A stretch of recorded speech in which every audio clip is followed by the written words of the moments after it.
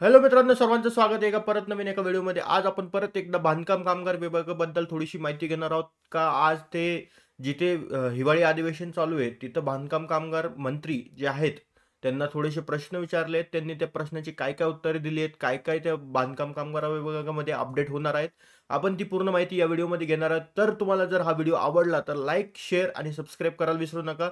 अशाच नवीन नवीन माहितीसाठी चला सुरू करूयात आपण लवकर.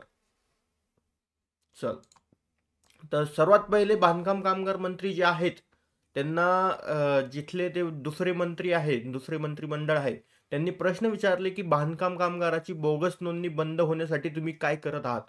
तर आपले बांधकाम कामगार विभागाचे जे मंत्री आहेत त्यांनी उत्तर दिले आहे की जे काही बांधकाम कामगार आहेत त्यांना इथून पुढे आता 1 ते 1.5 महिन्यात जी आर येईल किंवा लवकरही येऊ शकतो.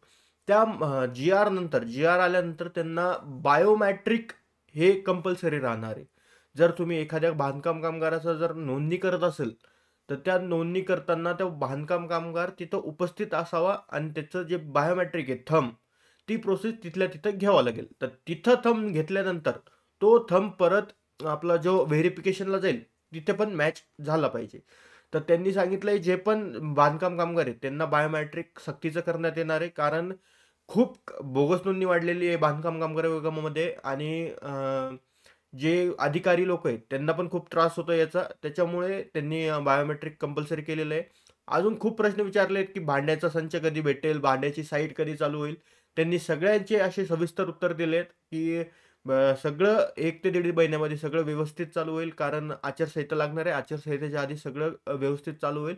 आचारसंहितेमध्ये जर शक्यतो बंद झालं भांडे किंवा पेटी, तर त्याच्यानंतर लगेच भांडे और पेटी लगेच चालू होईल आणि ते पण सुरळीत चालू होईल.